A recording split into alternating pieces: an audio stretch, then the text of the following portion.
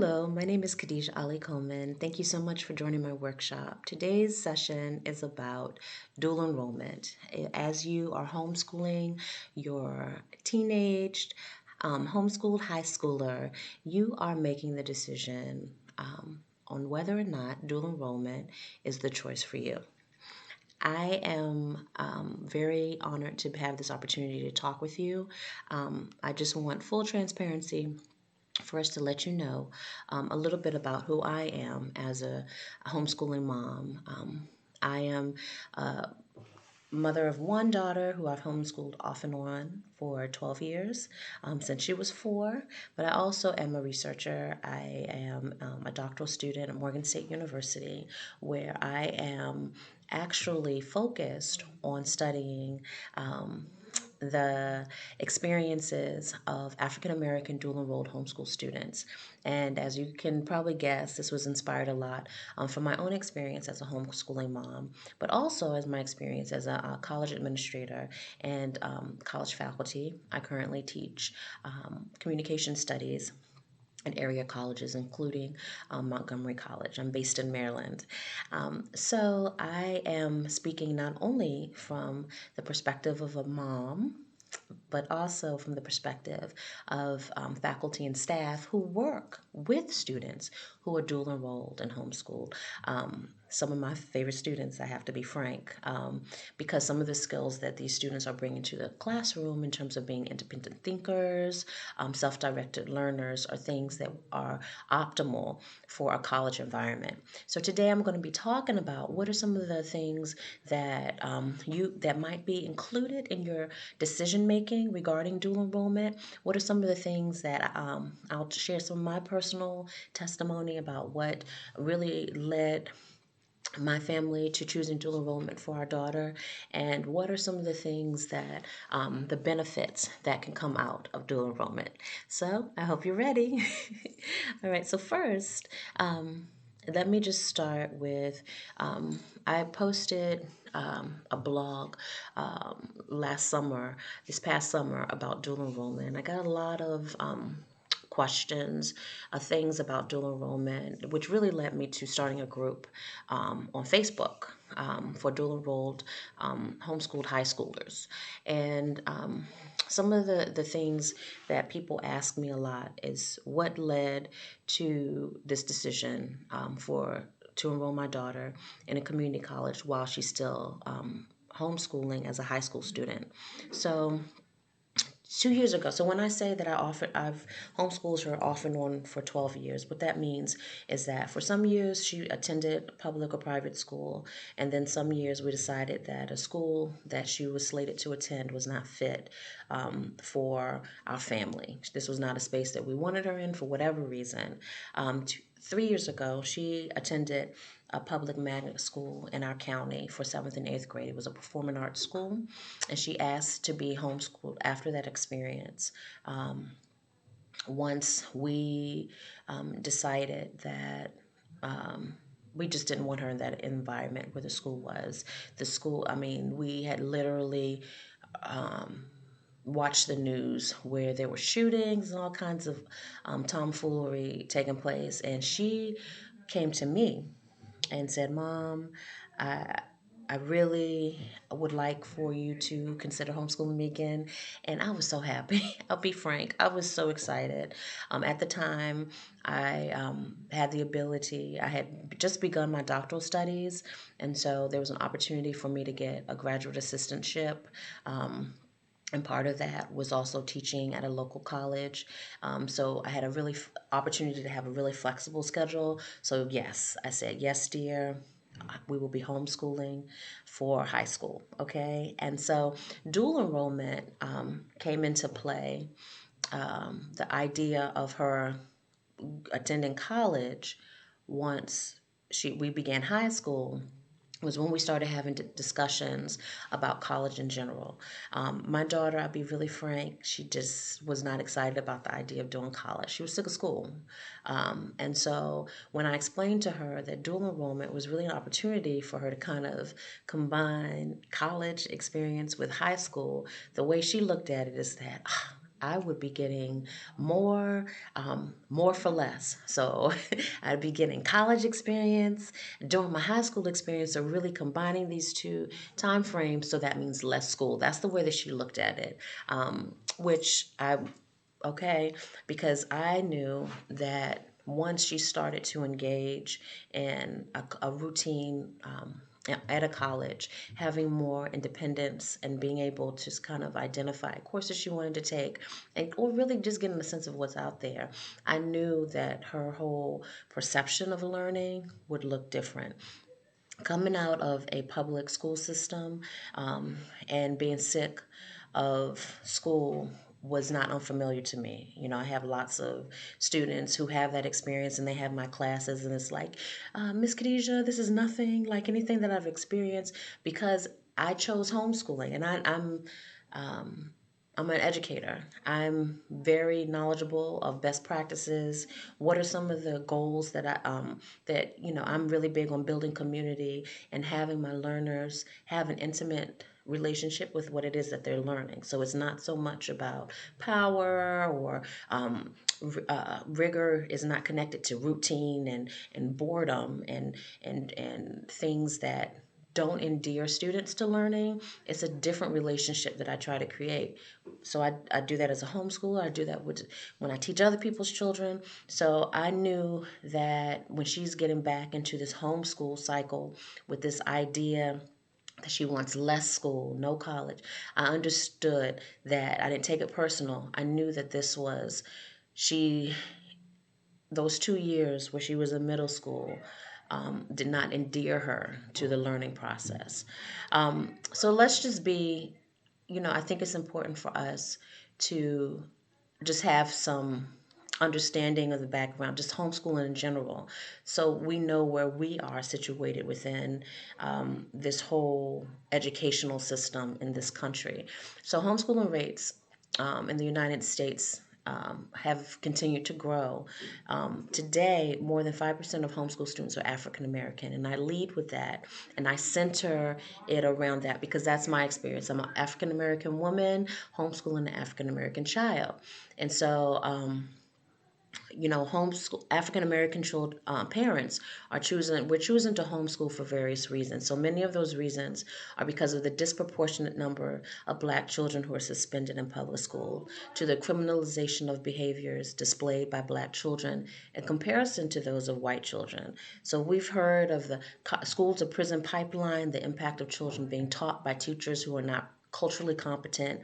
And so in my situation, um, it was definitely these environmental issues, like the spate of shootings that were taking place near the school she was supposed to attend, and just not really wanting her to have to battle during her high school years. Um, and so she's now would be considered an 11th grader. She'd be finishing this 11th grade this year. And she also currently is in her 5th semester of community college. So she began dual enrollment the second semester of what would be considered her 9th grade year. So that was 2 years ago in 2018. And we started at I didn't do any research. I just looked at the school that was in our county because that was what at the time I thought was the best practice, starting your county, right? And so I looked to see what the policy was. And this was actually before I had started the research that I completed this year. For my doctoral program. I was still in the early years of my doctoral study, so I wasn't so much focused on homeschooling at the time. So, if then was now, I definitely would have done research, and this is what I recommend to you. So for me, I didn't research. I just looked at the the public community college that was in our county, right? And what the policy said was that she had to be, if she had to be at least 16.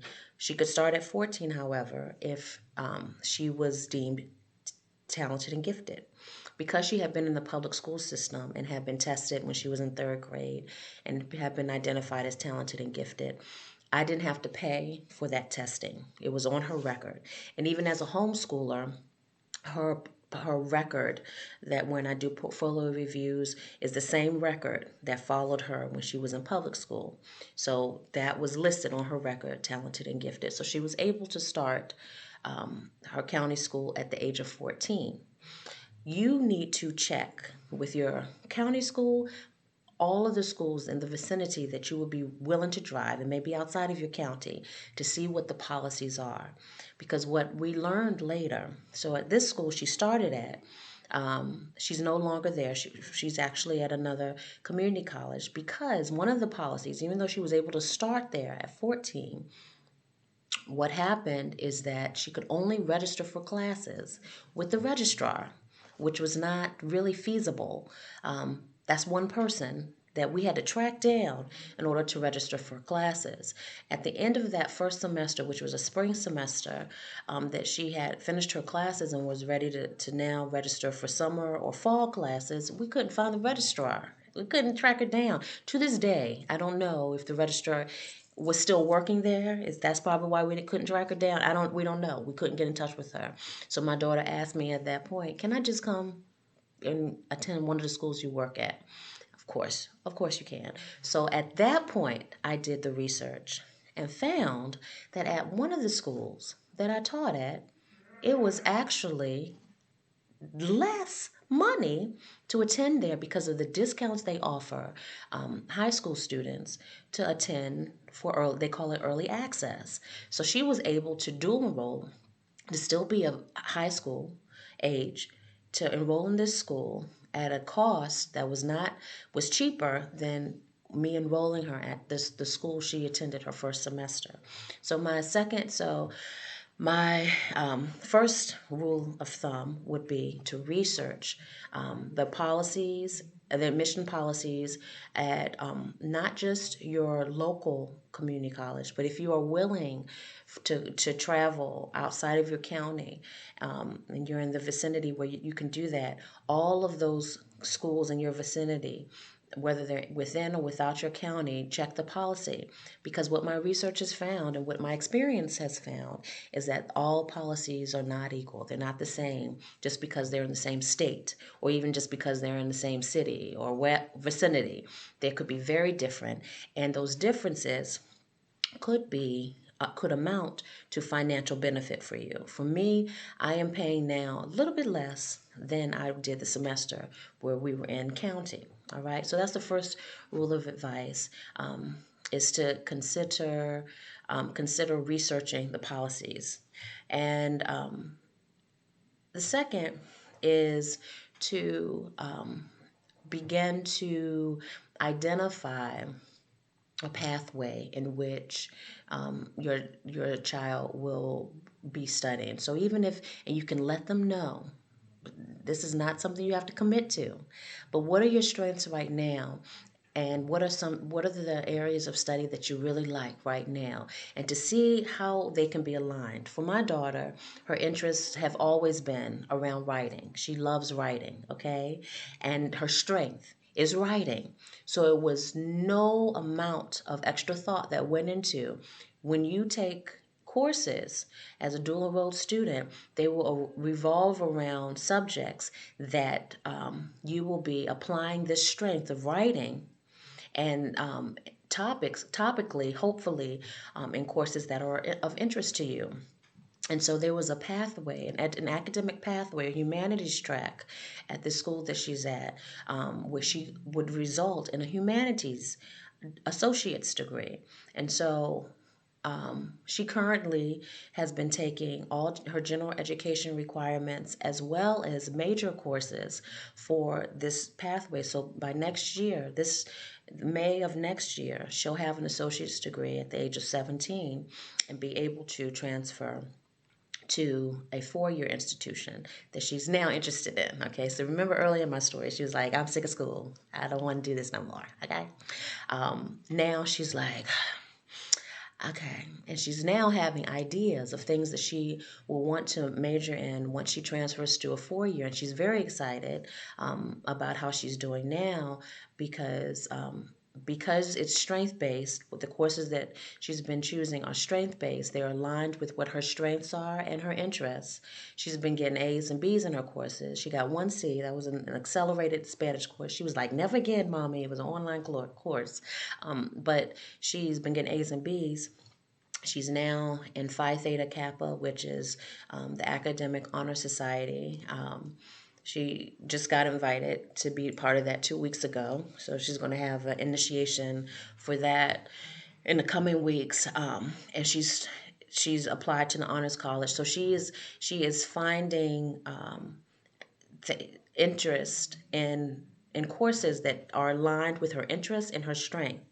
And so that's the second word of advice that I would give is finding a pathway, helping your son or daughter identify a pathway of interest, because that will result, I believe, in better grades, and just a better buy-in into this whole college experience. And the general education required courses that she's taken for her program are going to be applied to the general education requirements necessary for the four-year institution that she's transferring to.